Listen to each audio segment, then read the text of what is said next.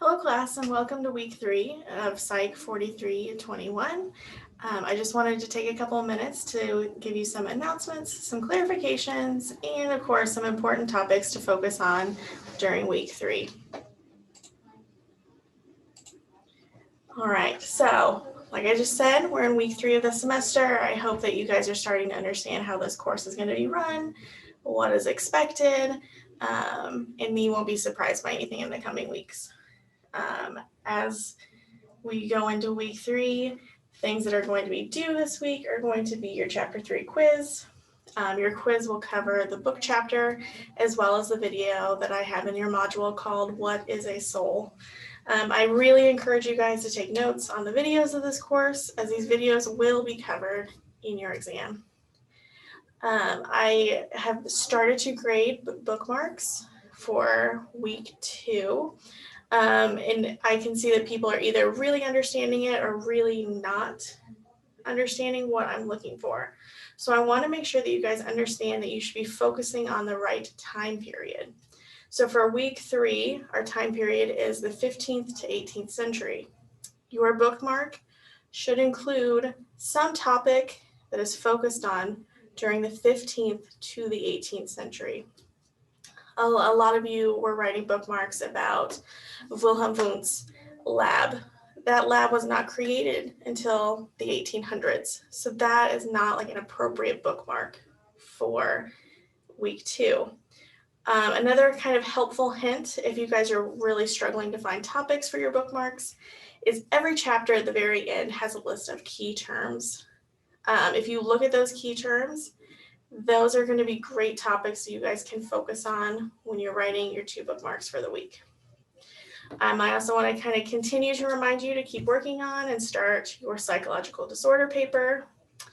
I know that I'm probably coming across as a real crazy person trying to make you write a paper so many weeks in advance. I really just don't want you guys to rush it or be surprised. It is a large portion of your grade, and I promise if you spend 20-30 minutes a week working on it instead of waiting until the end, you're going to have a better grade on the paper. You're going to have a better grade in the class overall. Also next week, you will have your first exam. It'll cover all of the materials for weeks 1 through 4. These will include the slides, the textbooks, my lectures, any videos that I post, the article that's listed in Module 4 as well. If you guys have any questions about the exam, please let me know. I will tell you it is all multiple choice. It's going to be very similar to the questions and kind of the quizzes that you would see on each chapter. It will be timed, but you will not have to use a proctor for it. You can use your notes, you can use your book.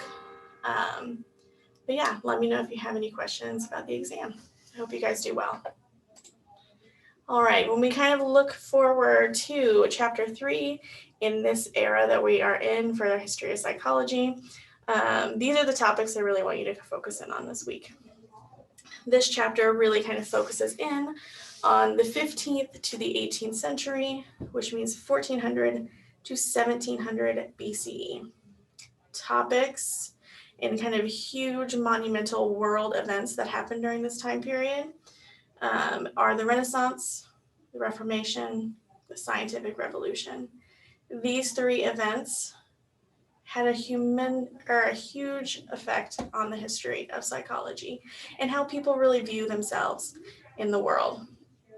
During this time period, there were huge changes in social climate. People started to move towards a humanist tradition. That means that people really started to focus in on the arts, the importance of education in science. People really also started to become the focus of attention. Specifically, the individual was the center of attention. People started to realize that the human being was a thinking, feeling, and reasoning person. And this thinking, reasoning person can be the subject of scientific investigation. We can start to look at the individual and try to see why we are the way that we are. Knowledge during this time period continue to remain not necessarily science focused. Most of the information that was out there about psychology was really heavily influenced by competing psychological approaches, folk beliefs, religion, and ideologies. These ideologies, these religious practice and culture really guided the lives of humans today. Religious views continue to dominate how people viewed psychology. And another huge focus during this the 15th, 18th century is this sort of idea of knowledge justified social order. During this time, there were plenty of ethnic stereotypes. You're going to continue to hear about the inequality of men and women. And we start to really look at descriptions of abnormal symptoms. And these abnormal symptoms are typically vague and are heavily biased towards ethnic minorities and women. Okay, and like I kind of mentioned, psychology was strongly focused on superstition and beliefs. We were really focused on religion and how religion shaped who we are. Two important kind of topics to look at in this time period would be sleepwalking and witchcraft. So during this time, roughly 500 years ago, people who were struggling with sleepwalking or really any kind of abnormal behavior or psychological manifestations, these were typically attributed to the acts of God or the devil. So for example, people who were known to sleepwalk were often called lunatics because this behavior was believed to take place during different phases of the moon. People considered lunatics to be dangerous because they had allegedly been molested by the devil. That's a direct quote, not my personal opinion, but this should kind of show you guys that sleepwalking, we know, has a scientific basis. We know kind of what's going on in our brain. People at the time did not know what was going on in the brain. So really the only way that we could explain that behavior is by looking towards God or this kind of overall belief system in place. Another huge topic that kind of comes up is going to be witchcraft. Witchcraft was a way to kind of separate people. Most, and about 80% of all people who were accused of witchcraft were women. These women were typically older. They were from lower social classes. And this is because women were believed to be inferior to and weaker, and thus vulnerable to wicked suggestions of the devil.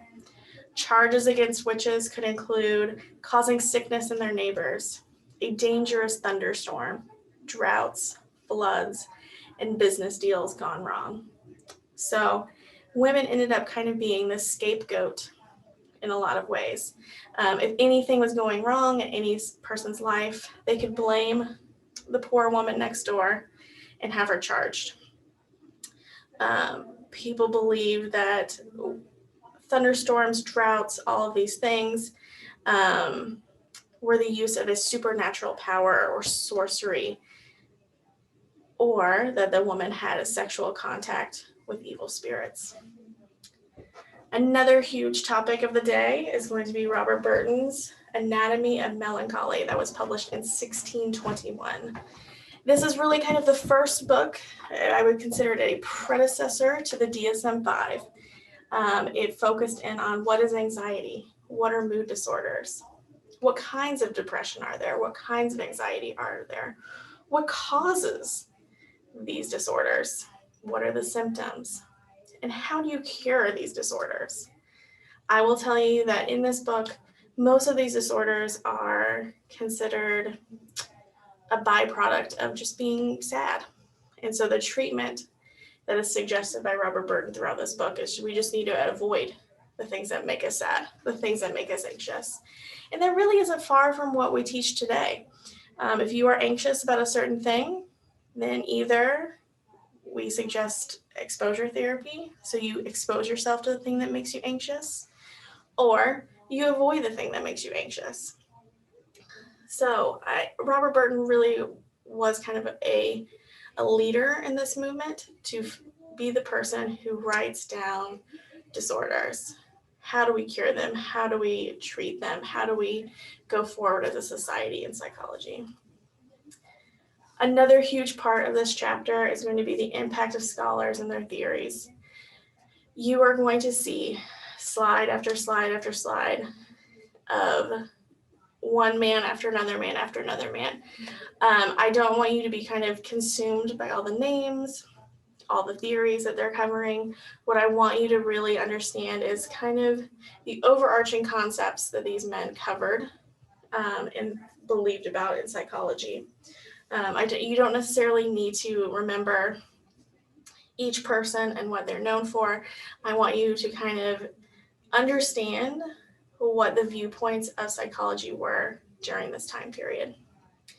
All right, so as always, if you guys need anything or have any questions, I am happy to help. And if you guys have questions about your paper, your bookmarks, your quizzes, anything at all, I am here for you. I hope you have a great week. Bye.